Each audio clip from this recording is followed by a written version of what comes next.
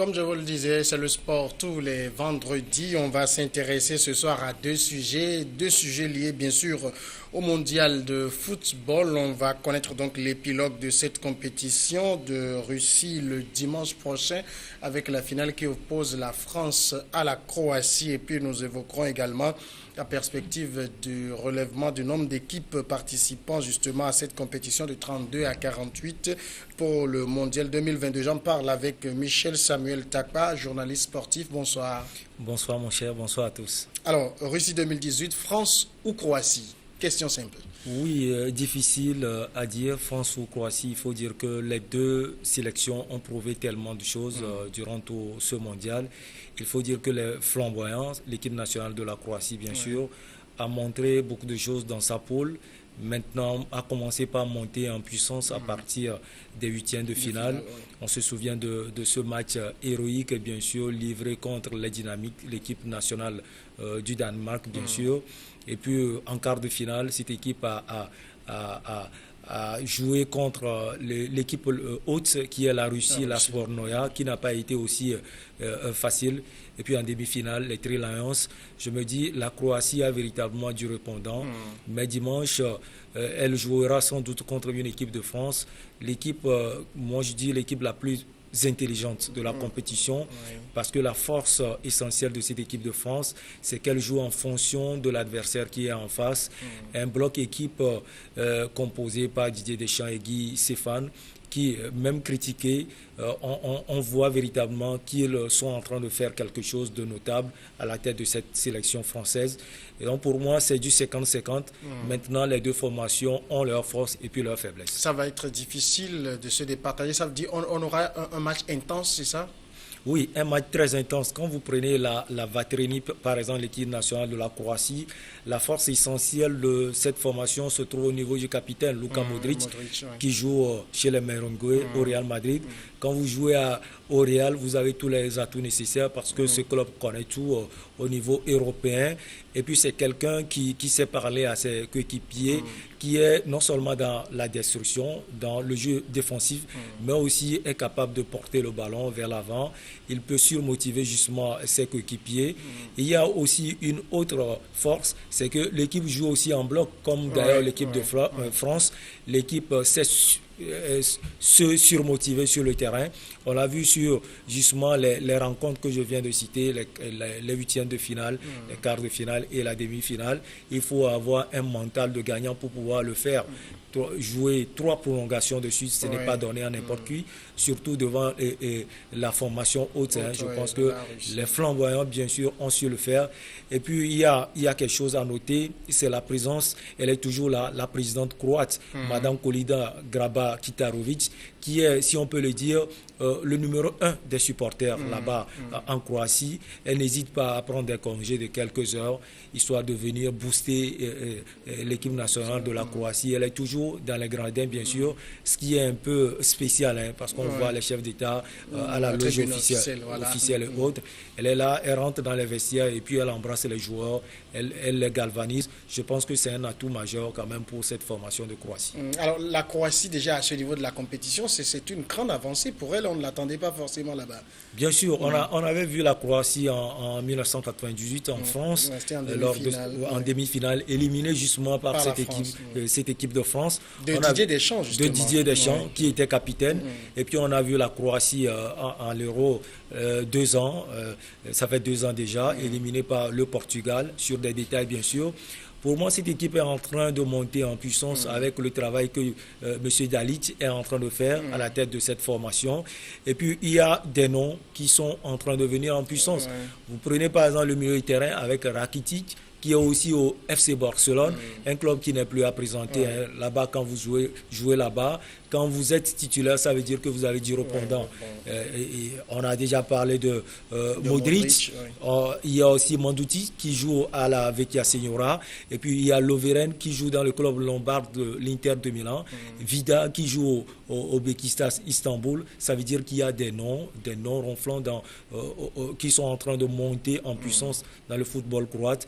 Je pense que quand on a ces noms, ça ne suffit pas. Il faut un travail de fond. Et justement, Dalic est en train de faire faire ce travail. Alors, on a une Croatie, 4 millions d'habitants, qui va livrer son match, une finale contre un pays de 65 millions d'habitants. C'est David contre Goliath? Oui, vous savez, quand vous parlez de la population, c'est vrai que c'est David contre Goliath. Et on a parlé des forces justement de cette équipe de la Croatie. Maintenant, quand vous prenez l'équipe de France, c'est vrai que la France a une formation de base. Ça, il faut toujours en parler. Et justement, elle fait partie de ces rares nations, justement, à former les jeunes à la base. Et je pense que sur ces 20 dernières années, on voit que la France est en train de gagner beaucoup de choses sur le travail qui est déjà effectué. Oui. Maintenant, quand vous prenez l'équipe de France, Didier Deschamps mise sur la forme du moment. Sans doute, quand vous prenez des joueurs comme Varane, l'axe de la défense, Varane et Mtiti, qui jouent au Real Madrid et puis au FC Barcelone, vous prenez le jeune Pavard qui joue à Stuttgart en Allemagne, qu'on ne connaît pas trop. Didier Deschamps est parti le piocher. Lucas Hernandez qui joue à l'Atlético Madrid, ça veut dire que c'est du lourd déjà en défense. Le milieu de terrain, il y a aussi des noms ronflants. Et quand vous prenez N'Golo Kanté, le joueur d'origine malienne, bien sûr, qui joue à Chelsea et à Londres, bien sûr, sans oublier Pogba dans les brumes de Manchester, même si cette saison, ça n'a pas été la grande forme. Oui, Blaise Matuidi, qui joue aussi à la Juventus de Turin, sans oublier l'étoile montante du football français, Kylian Mbappé. Voilà, je pense que l'équipe de France a des atouts, même sur le banc, Dembélé, qui joue à Barcelone. On a des joueurs, Mandanda, le gardien. Même la force de cette équipe de France, il faut dire que c'est Hugo Lloris, le capitaine à plus de 100 sélections, qui a été aussi critiqué, mais qui au cours de ce mondial est en train véritablement de sauver la France. Alors, si on dit que pour la Croatie, c'est une surprise qu'elle soit en finale, pour la France, est-ce qu'on est tout autant surpris ou bien ce n'est que normal? Vous savez, pas trop surpris. À mon niveau, pas trop surpris. Je viens d'étaler les forces de la France, le travail à la base. Et je viens de dire aussi que la France a des joueurs qui sont en forme, qui sont en train de jouer au haut niveau, bien sûr.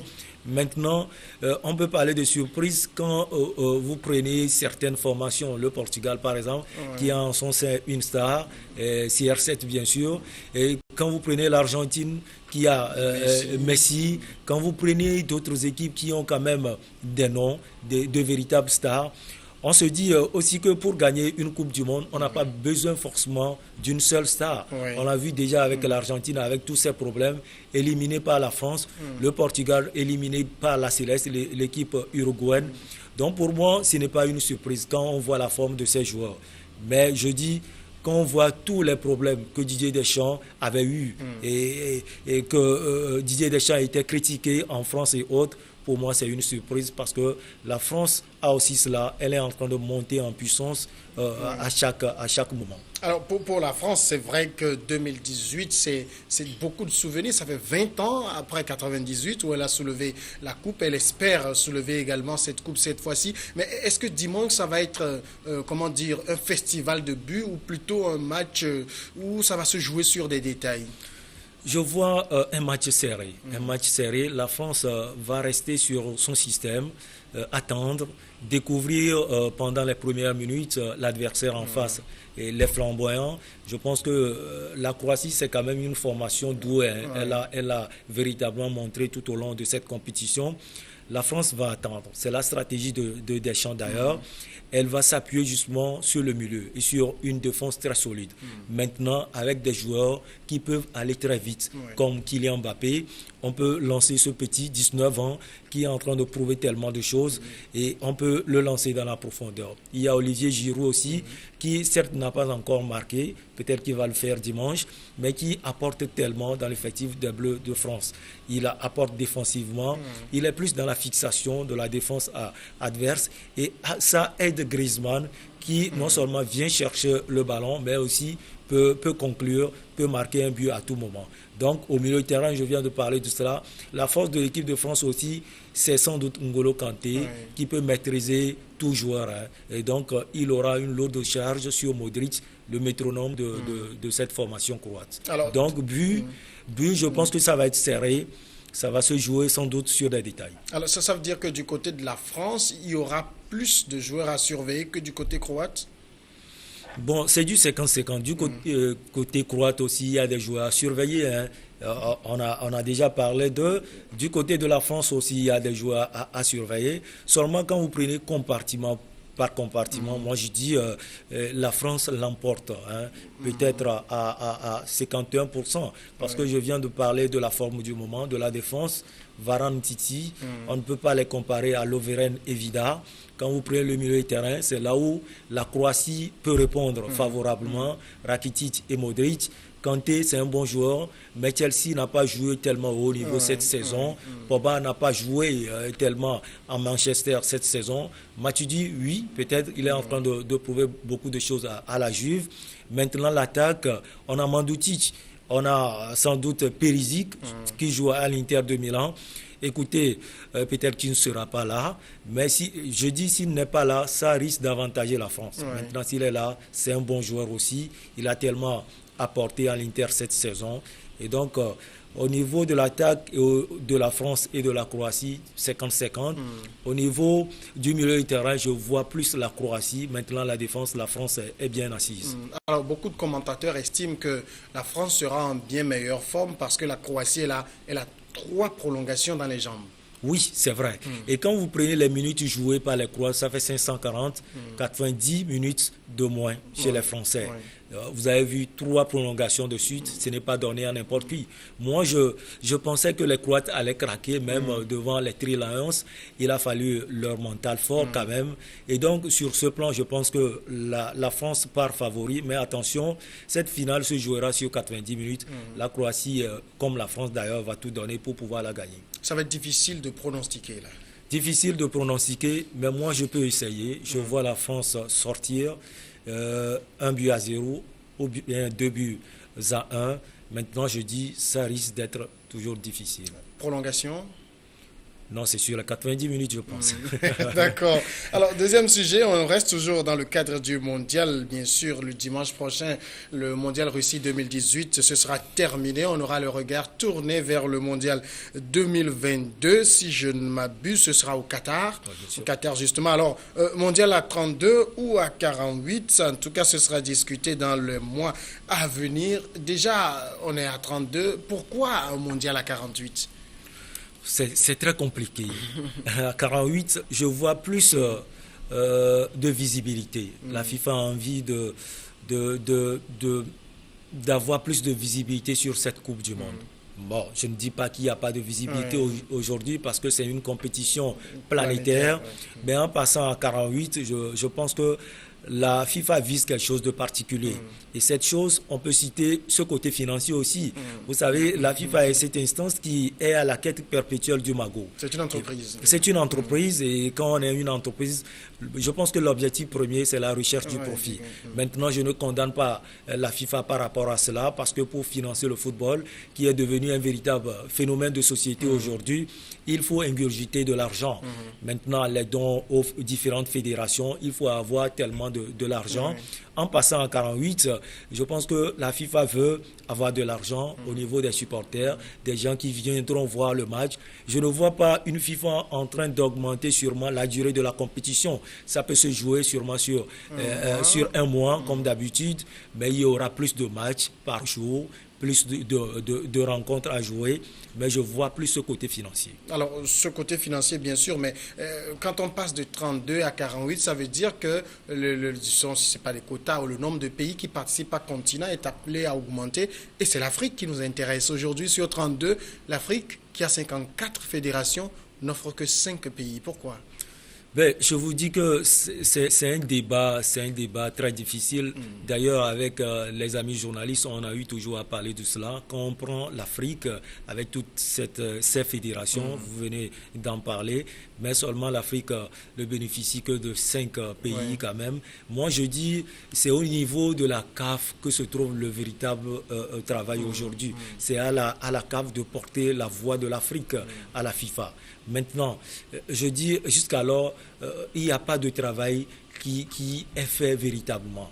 Il va falloir augmenter, il va falloir passer à la vitesse supérieure du côté de la CAF. Est-ce que maintenant Ahmad et toute l'équipe qui l'entoure sont là pour le faire? est-ce qu'ils ont cette vision? Nous, en tant qu'Africains, c'est ce qu'on va demander. Là, on est en train de passer à 48. Et je pense que la frustration des Africains se trouvera à ce niveau où on passera de 5 à 6, voire 7.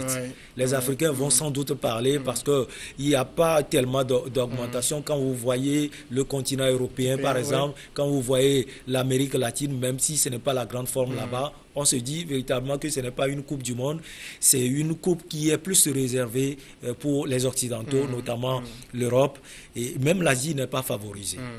Alors, qu'est-ce que la CAF a fait? C'est-à-dire faire du lobbying auprès de la FIFA pour que le nombre de pays africains soit relevé, c'est ça?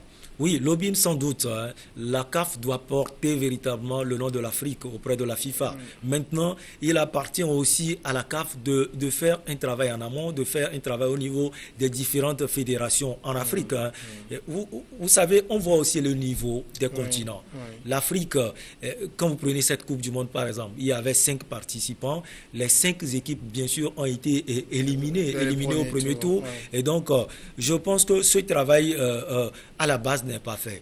C'est ce que moi je dis. Quand vous voyez l'élimination d'un pays comme le Maroc, je me dis il y a un travail de base qui n'est pas fait. Vous prenez l'élimination du Nigeria et surtout celle du Sénégal, il manque véritablement quelque chose aux Africains et je pense que c'est le travail de base. Il va falloir que la CAF commence ce travail de base. Maintenant, si le résultat est là, si la FIFA voit ce travail qui est fait, je pense que la FIFA ne va pas quand même hésiter à augmenter véritablement et considérablement le nombre d'équipes qui vont participer justement à la Coupe du Monde. Mais aujourd'hui, l'Afrique fournit quand même de grands joueurs à l'Europe. Oui. Et elle fournit des grands joueurs. Quand vous prenez les championnats européens, la première ligue anglaise, la série A italienne, la Liga Espagnola, même la Ligue 1 Conforama, il y a des noms. Il y a des Africains qui font du bon boulot. Maintenant, moi, je pense que c'est l'Afrique qui est même le problème. Tout à l'heure, je disais que le football est devenu un phénomène de société. Et je pense que c'est la gouvernance de ce football qui fait défaut en Afrique. Vous voyez, quand vous ne mettez pas l'argent dans le foot, ça ne peut pas aller. Parce que l'élément premier du foot aujourd'hui, c'est l'argent. Et vous avez remarqué, quand les joueurs africains sortent de l'Afrique justement pour aller en Europe, et ils se disent, voilà, il y a de l'argent, il y a les moyens qui sont mis en œuvre, et donc nous pouvons faire mieux qu'en Afrique. Il y a certains joueurs même qui n'hésitent pas à changer de nationalité. Ça veut dire qu'on voit plus d'entrain, qu'on voit plus du sérieux du côté de l'Europe qu'en Afrique.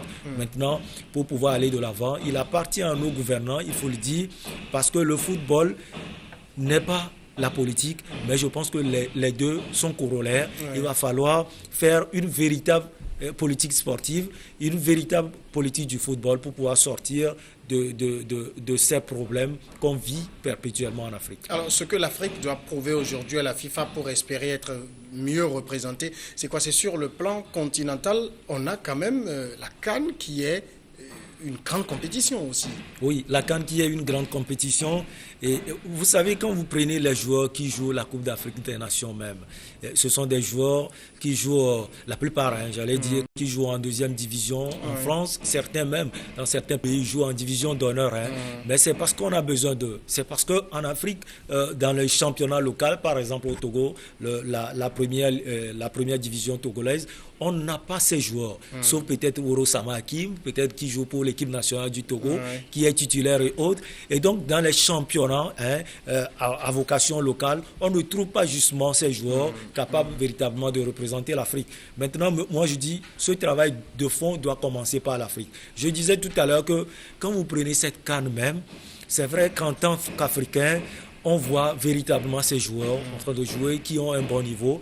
Mais quand vous prenez ces joueurs dans leur club en France, en Angleterre, en Espagne, ils sont sur le banc, peut-être qu'ils ne jouent même pas, alors que franchement, ils sont des titulaires indiscutables pour les sélections. Et ce jeune joueur du Real Madrid, qui est marocain, Hakimi Achraf, il joue pour le Real Madrid, il n'est pas titulaire, mais il est titulaire indiscutable au niveau des Lions de l'Atlas. Voilà, je pense que l'Afrique doit plus faire. on a des joueurs qui peuvent valablement représenter ce continent. Maintenant, il faut hausser le niveau et pour pouvoir le faire, il faut mettre du sou. Alors, si on passait éventuellement à 48, est-ce que les discussions sont déjà achevées pour savoir le nombre de représentants qu'il y aura par continent? Vous savez, c'est un cercle fermé et je pense que tout va sortir de la dernière réunion. Et pour le moment, aucune information n'est filtrée. On peut passer quand même aux suppositions. On peut dire que peut-être que c'est 10 pour l'Afrique. Je pense que c'est trop. C'est 7, peut-être c'est 8. Mais je suis sûr qu'au sortir de cette réunion, on saura combien de pays africains sera justement représenté. Est-ce qu'il n'y a pas eu une sorte quand même de complot aujourd'hui où, par exemple, quand vous prenez le mondial 2018, vous avez le dernier carré, il n'y a que les pays européens qui se sont retrouvés dedans. Est-ce qu'il n'y a pas une sorte de complot pour que l'Afrique aussi n'ait pas ses chances de passer? On peut en parler. On peut en parler quand on voit cette participation des Africains. Prenez le Nigeria qui n'a pas démérité. On a vu le Nigeria qui pouvait passer face à l'Albi Céleste, l'équipe nationale d'Argentine. On parlait de cette main qui n'a pas été sifflée. On voit quelques coups francs ou bien quelques fautes qui ne sont pas sifflées du côté africain. Quand on prend le Sénégal qui a été éliminé de justesse par ce système de fair play, bien sûr. Quand on prend le Maroc qui pouvait bénéficier de certains pénaltys face à la Seleção portugaise. Et donc, on peut parler de complot, mais moi je dis, pour qu'on complote des choses contre vous, ça veut dire que vous-même, vous n'êtes pas organisé à votre niveau. Moi, je dis il faut un travail de fond, un travail sérieux au niveau africain. On doit commencer par cela avant de commencer par réclamer des choses au niveau de l'Afrique. Et puis, aussi bizarre que cela puisse paraître, dès que les pays africains sont sortis, on a l'impression que la VAR est aussi sortie. Oui, on a eu cette impression. Je pense que la VAR était était à une phase expérimentale, bien sûr. Bon, elle est venue pour mettre une sorte d'honnêteté dans la chose footballistique, mais on ne l'a pas trop senti. Voilà, il y a des fautes, comme je l'ai dit, au niveau du Maroc qui n'ont pas été sifflées dans la surface de réparation. Et justement, les joueurs réclamaient cela. Malheureusement, il appartient justement à l'arbitre d'en décider. Ça n'a pas été fait. Et puis, comme vous l'avez dit, quand l'Afrique est partie, on ne regarde plus la VAR. On a l'impression qu'elle a été plus utilisée dans les matchs de poule à partir des huitièmes de finale. On n'a pas senti véritablement cette VAR fonctionner. Certes, je dis c'est une phase expérimentale, mais je dis en tant qu'Africain, c'est comme si l'Afrique n'a pas été regardée de ce côté honnêteté de la VAR. Parce que, comme je l'ai dit, il y a certaines facettes qui n'ont pas été prises en compte au niveau de l'Afrique. Mais au-delà de tout, le mondial reste une belle compétition. Une grande messe mondiale, une vitrine justement pour des joueurs. Vous savez, il y a certains joueurs qui ne jouent pas forcément, comme je l'ai dit, dans leur club, mais qui sont titulaires en sélection. Ça se passe aussi en Europe, en Amérique latine, en Asie et autres. Mais à travers cette Coupe du Monde, il y a plus de visibilité. Les recruteurs sont là pour les voir et les recruter éventuellement. Je pense que c'est une grande messe qui regroupe aussi tous les supporters du monde entier, les jeunes qui se déplacent, les Africains sont partis, les Asiatiques, les Sud-Américains et autres. Un rendez-vous pour la jeunesse, un rendez-vous pour le monde footballistique. Michel Samuel Takpa, merci d'avoir répondu à nos questions. C'est un plaisir, Samuel. Vous êtes journaliste sportif. On marque maintenant la pause et juste après, regard croisé.